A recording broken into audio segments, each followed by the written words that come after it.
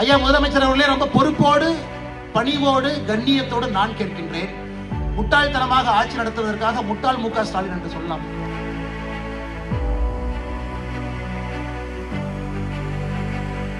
சுடுகாட்டுல தான பிணத்தை எரிக்கணும், வழக்கத்தை மாத்தினா எப்படி? அண்ணன் ரகுபதி அவர்களே, கலைஞர் கருணாநிதி அவர்கள் இறந்த பிறகு சுடுகாட்டுக்கு தான் நீங்க போயிருக்கீங்க, மெரினாக்கு போனீங்க.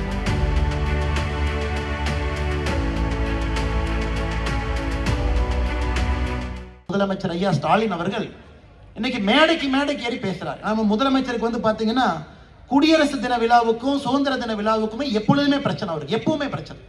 எப்ப கேட்டாலும் மாத்தி சொல்லுவார். இன்னைக்கு புதுசா என்ன ஆரம்பிச்சிருக்காருன்னா, எத்தனை சதவீத வாக்குறுதிகளை நிறைவேற்றிருக்குன்னு புதுசா ஆரம்பிச்சிருக்கிறார்.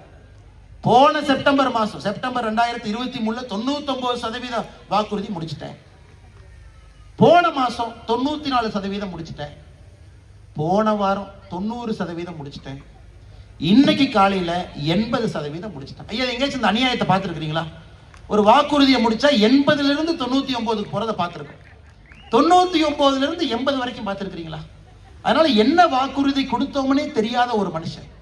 அவர் என்ன வாக்குறுதி கொடுத்தோம்னே தெரியாது. போகும்போது ஒரு பேப்பர் எழுதி கொடுக்குறாங்க, பின்னாடி படிங்க படிச்சுட்டு வந்தோம். எத்தனை வாக்குறுதி கொடுத்தோம்? 505 கொடுத்தோம்.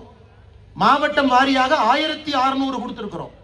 மாநிலத்துக்கு 505, மாவட்டத்திற்கு 1600. கடைசியா திருப்பூருக்கு நான் படிக்கிறேன் பாருங்க. எந்த வாக்குறுதி எத்தனை நிறைவேற்றணும் என்று தெரியாம இருக்கக்கூடிய முதலமைச்சர் மேடைக்கு பேசுறார். இன்னைக்கு புதுசா ஒரு திட்டத்தை நிறைவேற்றிருக்கிறார். திட்டத்துடைய பேரே ரொம்ப சூப்பரா இருந்துச்சுங்க. உங்கள் கனவை சொல்லுங்கள். முதலமைச்சர் அவரே, என் கனவை சொல்றேன். பெண்களுக்கு பாதுகாப்பான மாநிலம் என் கனவு. இளைஞர்களுக்கு வேலை வாய்ப்பு இருக்கக்கூடிய மாநிலம் என்னுடைய கனவு. தமிழன் என்கின்ற பெருமையான அடையாளத்தோடு இருக்கக்கூடிய மாநிலம் என்னுடைய கனவு. இந்த 3 கனவும் நடக்க வேண்டும் என்றால் என்னுடைய கனவான திராவிட முன்னேற்ற கழகம் 2026 ஆட்சியில் இருக்கக்கூடாது. என் கனவு எழுதி வச்சு இதுக்கு ஒரு திட்டம் போட்டு உங்கள் கனவை சொல்லுங்கள் என்று வீதி வாய்ப்பு எங்க எத்தனை பேப்பர்ல கேட்டாலும் இதான சொல்ல போறாங்க. புது போறாங்க, நீங்க ஆட்சியில் இருக்க வேண்டாங்க ஐயா, அதாங்க எங்க கனவுன்னு 99 பேர் சொல்ல போறாங்க.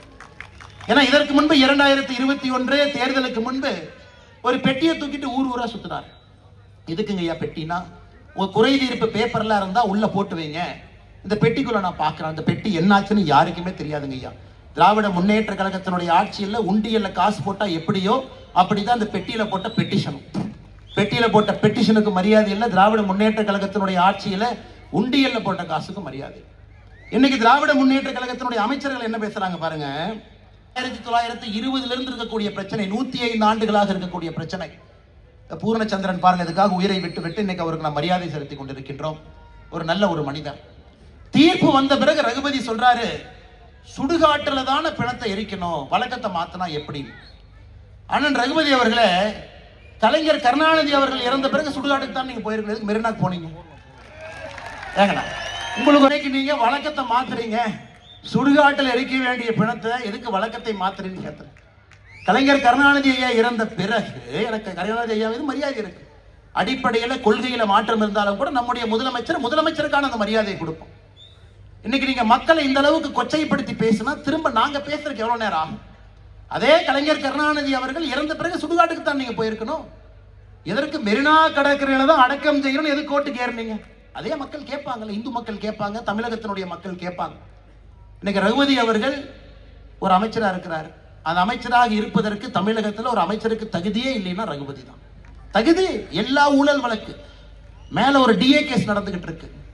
சிறைத்துறை அமைச்சர், சிறையில் இருக்க வேண்டிய ஒரு சிறைத்துறை அமைச்சர். இதை விட கொடுமையை பாருங்க ஐயா. தமிழகத்தில் இவ்வளவு மோசமாக ஆட்சி மேல ஆட்சி நடத்தி கொண்டிருக்கின்றார்கள். கேட்டா நம்மளே சொல்றாங்க.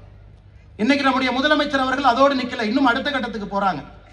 அமித்ஷா இல்லையாமா, அவர் அவதூறு ஷா, அவதூறா பேசுறாராமா. அதனால அமித்ஷாவுக்கு அவதூறு ஷா என்கின்ற பேரை வைத்திருக்கின்றார். ஐயா முதலமைச்சர் அவர்களே, ரொம்ப பொறுப்போடு பணிவோடு கண்ணியத்தோடு நான் கேட்கின்றேன். முட்டாள்தனமாக ஆட்சி நடத்துவதற்காக முட்டாள் மு க ஸ்டாலின் என்று சொல்லலாம். சொல்வதற்கு என்ன ஒரு நிமிஷம் ஆகலாமா? ஆனால் நாவடக்கம் திராவிட முன்னேற்ற கழகத்தினுடைய அமைச்சர்களுக்கு மட்டுமல்ல, முதலமைச்சர் திரும்ப பேசுறதுக்கு எங்களுக்கு என்ன ஒரு நிமிஷம் ஆகுமாங்க ஐயா? அதெல்லாம் உங்களை பார்த்து எப்பவுமே நாங்கள் பயப்பட்டது கிடையாது, எப்பவும் பயப்பட போறதும் கிடையாது. திரும்ப எங்களுக்கும் அதே பாணியில அதே மொழியில எங்களுக்கும் பதில் சொல்ல தெரியும். அதனால முதலமைச்சராக இருக்கட்டும், அவருடைய மகனாக இருக்கட்டும், மரியாதை கொடுத்த தமிழக அரசியல்ல மரியாதை வாங்கி கொள்ளுங்க. செய்திகளை உடனுக்குடன் தெரிந்து கொள்ள கீழ்கண்ட கேபிள் மற்றும் டிடிஎச் நெட்வொர்க்குகளில் எம்நாடு செய்தி தொலைக்காட்சியை காணுங்கள். பாதகம் செய்பவரை கண்டால் நாம் பயம் கொள்ளலாகாது பாப்பா. மோதி மிதித்து விடு பாப்பா, அவர் முகத்தில் உமிழ்ந்து விடு பாப்பா. அண்மை செய்திகளை உடனுக்குடன் தெரிந்து கொள்ள இணைந்திருங்கள் எம்நாடு தொலைக்காட்சியுடன்.